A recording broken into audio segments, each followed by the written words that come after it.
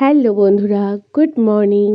আবার একটা নতুন দিনের নতুন ব্লগ নিয়ে আপনাদের কাছে চলে এসেছি। আমি সোনালি, আপনাদেরকে আমার আরেকটা লাইফস্টাইল দেখাবো বলে। এই দিনটা হলো বুধবার, আর আমি এখানে রুটিন দেখে বই গোছাচ্ছি আমার ছেলে স্কুলে যাবে বলে। দেখুন, কার্তিক মাসের শেষ, অঘ্রাণ মাস যদিও এখনো পড়েনি, কিন্তু তাও কিন্তু একটা হালকা হালকা শীতের আমেজ এবং উত্তরে হাওয়া বাওয়া শুরু করে দিয়েছে। সকালের দিকটাতে যদি গায়ে কিছু হালকা না দেওয়া হয়, বেশ কিন্তু ঠান্ডা ঠান্ডা লাগছে। মানে পরিবেশ আমাদের আগে থাকতেই জানান দিয়ে দিচ্ছে যে শীত আসতে চলেছে। বই গুছিয়ে দুধ গরম করার পর টুকটুককে খাইয়ে স্কুলে পাঠিয়ে দিয়েছি। মধ্যিখানে আর শ্যুট করা সম্ভব হয়নি, কারণ টুকটুককে তোলার পর এতটাই আমি ব্যস্ত হয়ে যাই, তখন ক্যামেরা নিয়ে আর কাজ করতে পারি না। এখন টুকটুক স্কুলে চলে গেছে, আমি আবার নিজের ঘরের কাজে ফিরে এসেছি। দেখো বন্ধুরা, আমার ঘরেতে কিন্তু একটু হালকা লাইটিংয়ের প্রবলেম আছে। যেমন বেডরুম বা আমার লিভিং রুমটাতে যদি নাও থাকে, কিন্তু আমার কিচেনটাতে বিশেষ করে লাইটিংয়ের কিন্তু বেশ একটু প্রবলেম আছে, যেই কারণেতে আমার ঘরগুলো কিন্তু একটু অন্ধকার লাগে। আমার অন্যান্য কাজে যতই দেরি হোক না কেন, এই প্রতিদিন ঘরের প্রতিটা ফার্নিচার না ঝাড়া পোছা করা আমার একটা অভ্যাসে দাঁড়িয়ে গেছে। কার কার আমার মতন এরকম অভ্যাস আছে, প্লিজ আমাকে একটু জানিও কিন্তু। আসলে কি, ঘর সুন্দর করে গুছিয়ে রাখা সেটাও কিন্তু এক ধরনের আমার মনে হয় শিল্পকলা। আর যখন আমার ঘরেতে এসে কেউ এই কথাটা বলে না যে বাহ, তোমার ঘরটা না খুব সুন্দর করে গোছানো, তোমার ঘরটা দেখতে খুব ভালো লাগছে, সেটাই হলো আমার কাছে সব থেকে বড় পুরস্কার। এই কথাটা শুনতেই আমার সব থেকে ভালো লাগে। তখন আমার মনে হয় সত্যি আমি সারাদিনে যা পরিশ্রম করি, কোনো কিছুই আমার বেকার নয়, সব কিছুরই দাম আছে। যদিও আমার বর সারাদিনের পর ফিরে এসে এই প্রশ্নটাই করে, সারাদিন তোমরা ঘরেতে বসে করোটা কি? এটা হয়তো শুধু আমি নয়, আমার মতন প্রতিটা মেয়েকে, প্রতিটা হাউসওয়াইফকে এই কথাটা শুনতে হয় তার বর বা তার বাড়ির লোকের কাছ থেকে, যে তুমি ঘরে বসে করোটা কি? তো আমি সেই সমস্ত বর বা বাড়ির লোকেদের বলবো যে প্রতিটা হাউসওয়াইফ যদি আমার মতন এরকম একটু ভিডিও করে রাখে না যে তারা সারাদিনে ঘরেতে কী করে, তাহলে বোধহয় তারা এই প্রশ্নটা আর জিজ্ঞেস করতে পারবে না। ছেলেদের তো বাইরে নানান রকম কাজ থাকে অবশ্যই, তাদের মাথায় অনেক প্রেশার থাকে, টাকা পয়সার টেনশন থাকে, কিন্তু বাচ্চারা তো আর টাকা পয়সা খায় না। বাচ্চারা সেই টাকা পয়সা থেকে আনা ভাত ডাল শাক সবজিগুলো খায়। এবং ছেলেদের কাজের আমি মনে করি তবু একটা নির্দিষ্ট টাইম আছে, এই টাইম থেকে এই টাইম পর্যন্ত তারা কাজ করে বাড়িতে এসে একটু হলেও বসতে পারবে। কিন্তু মেয়েদের কাজের কিন্তু কোনো টাইম টেবিল নেই। সব সময় অলওয়েজ মেয়েরা কিছু না কিছু কাজ করেই চলেছে। ছেলেরা যখন বাড়িতে এলো, অন্তত তাদেরকে জলটা দেওয়ার মতন কাজটাও মেয়েদের থাকে। কিন্তু দেখো, এরকম কিন্তু নয় যে আমি বরাবরই খুব ভালো কাজ করতাম বা আমি বরাবর কাজে খুব পটু ছিলাম, তা কিন্তু নয়। আমরা যখন স্কুল কলেজে পড়েছি আমি, তো তখন কিন্তু আমার সেরমভাবে আমি কাজ কিছুই করতাম না। ওই খেতাম, স্কুলে চলে যেতাম, সারা জীবন নিজের পড়াশোনা নিয়ে থেকেছি। স্কুল কলেজ করার সময় ঘরের কাজ বাজ সেরকম কিছুই করতে হতো না। চাপটা পড়ে আমার শ্বশুরবাড়িতে এসে। আর তখন বিভিন্ন কাজে আমি ভুল ত্রুটিও করতে থাকি। এরকম নয় যে একবারে সব শিখে গেছি। এই জন্য বিভিন্ন লোকের কাছ থেকে বিভিন্ন কথাবার্তাও শুনেছি। কিন্তু ঠকতে ঠকতেই তো মানুষ শেখে না? তো এরকম করতে করতে একটা সময় শিখে গেছি। কিন্তু দেখবে জীবনের চলার পথে যদি জীবনসঙ্গী তোমার সঙ্গে থাকে, তাহলে কিন্তু তোমার কোনো কিছুতেই অসুবিধা হবে না। আমার হাসব্যান্ড আমাকে কিন্তু সব দিক থেকেই সাপোর্ট করেছিল। যেই সময় আমার এত অসুবিধা হতো, সব দিক থেকেই আমাকে সাপোর্ট করেছিল, যেই কারণে হয়তো আজকে আমি সব কিছু শিখতে পেরেছি। আর ঘরের কাজ সুন্দর করে গুছিয়ে করে এখন আমি সত্যিকারে একজন ভালো গৃহিণী হয়ে উঠতে পেরেছি। এখন তো জুতো সেলাই থেকে চণ্ডীপাঠ সব কিছুই করতে হয়। আমাদের বাড়িতে একটা কোনো ছোট বাচ্চাও ছিল না। ১ম যখন আমার ছেলে হয়েছিল, আমার কিন্তু ছোট্ট বাচ্চাকে ট্যাকেল করতে আমার খুবই অসুবিধা হতো। আর এখন তো সেই বাচ্চার সমস্ত কাজকর্ম করে স্কুলে দিয়ে আসা, নিয়ে আসা, এদিকে ঘরের কাজ প্লাস বাইরের কাজ, ব্যাংকের কাজ সব কিছুই এখন একা হাতে করছি। এখন আর কোনো অসুবিধাই হচ্ছে না।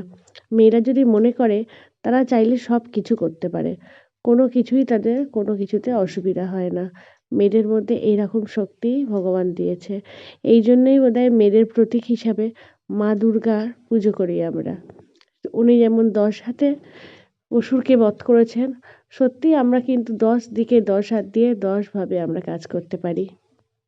আমার এখানে বিভিন্ন গাছগুলোর সঙ্গে না চন্দ্রমল্লিকা গাছও আছে, এবং চন্দ্রমল্লিকা গাছে না এই শীতকালে এখন পুরো কুঁড়ি পুরো ভরে এসছে। ফুল উঠলে আমি নিশ্চয়ই দেখাবো। কিন্তু আমি না জানি না চন্দ্রমল্লিকা গাছের ফুল দিয়ে পুজো দেয় কি না। আমাকে একটুখানি প্লিজ তোমরা যদি কেউ জানো আমাকে একটু জানিও না গো, চন্দ্রমল্লিকা গাছের ফুল দিয়ে কি পুজো দেওয়া যায়? নিচে আমাদের জবা ফুল টগর ফুলের গাছ আছে, কিন্তু মানে এই জবা ফুল বা টগর ফুলটা এখন ঠান্ডা বলে এত কম ফুটছে না, মানে ঠাকুরকে একদম অল্প অল্প করে ফুল দিতে হচ্ছে, একদম ভালো করে ফুল দিয়ে না ঠাকুরকে আমি সাজাতে পারছি না। এটাই আমার আফসোস রয়ে যাচ্ছে।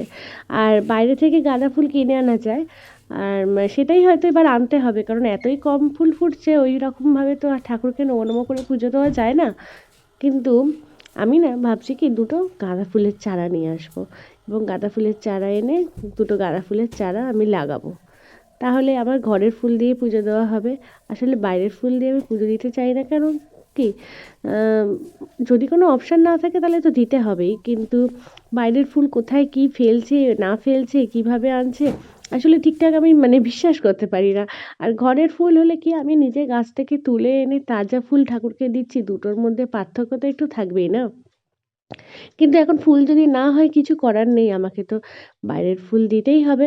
কিন্তু আশা করছি আমি এই সপ্তাহের মধ্যে দুটো গাঁদা ফুলের চারা আনবো, কিন্তু এখন আনলে কি গাঁদা ফুলের চারায় গাঁদা ফুল ফুটবে? আমি এখানে ঘর মোছার পর সোজা চলে এসেছি ঠাকুরকে পুজো দিতে।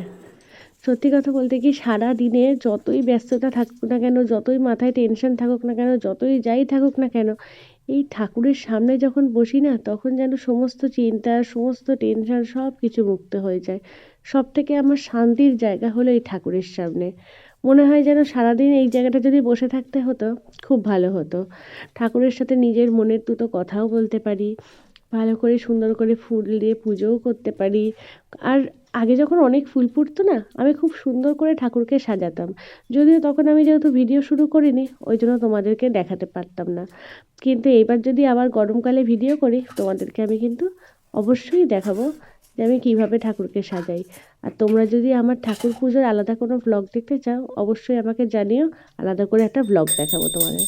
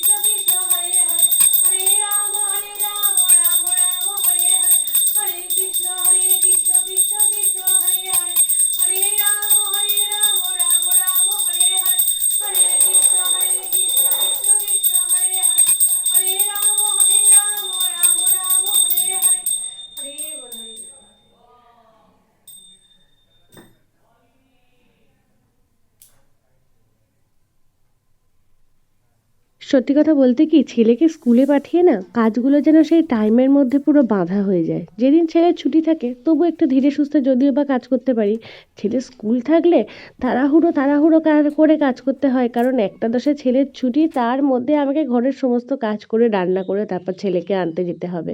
সেই জন্য একদম তাড়াহুড়ো তাড়াহুড়ো করে করতে হয়। আর আমার ছেলের স্কুলটাও কিন্তু আমার বাড়ির থেকে বেশ অনেকটা দূর, যেতে যেতে আমার কিছু না হলেও 25 থেকে 30 মিনিট সময় লাগবেই। সোজা চলে এসেছি রান্নাঘরে। আমি আজকে করব চিংড়ি মাছ দিয়ে পটল আলুর তরকারি আর আমুদে মাছের ঝাল। যদিও রান্নার ভিডিওটা আর আমি শ্যুট করিনি, কারণ তাহলে কিন্তু ভিডিওটা অনেক লেন্দি হয়ে যাবে এবং অনেক বড় হয়ে যাচ্ছিল। সেই জন্য আজকে রান্নার ভিডিও আর বন্ধুরা আমরা শ্যুট করলাম না তোমাদের জন্য। দেখো, আমি কিন্তু এই কথাটা আগেই বলেছি যে মানুষ ভুল করতে করতে শেখে। আমার কোনো কাজ দেখে তোমাদের যদি মনে হয় যে হ্যাঁ, এই কাজটা আমার ভুল হয়েছে, তাহলে কিন্তু আমাকে অবশ্যই জানাবে। কোনো দ্বিধাবোধ করবে না। কারণ কি, তোমরা যদি না জানাও তাহলে কিন্তু আমি সেই ভুল কাজটাই করে যাব। তাহলে ঠিকটা কিন্তু আমি কোনোদিনও করতে পারবো না। কাজেই সে আমার ছোট হোক বা বড় হোক, সে অবশ্যই আমাকে কিন্তু জানাও যে আমি এখানেতে কোন কাজটা ভুল করছি এবং কোন কাজগুলো ঠিক হচ্ছে। আর যেহেতু আমাকে একা হাতেই সব করতে হয়, সেইজন্য কিন্তু আমার পক্ষে প্রতিদিন বাজার করা সম্ভব হয় না। বিশ্বজিৎ সপ্তাহে ১ দিন সারা সপ্তাহের বাজার করে রেখে দেয়। তাহলে বন্ধুরা, আজকের ভিডিওটা এখানেই শেষ করলাম। Bye bye, tata.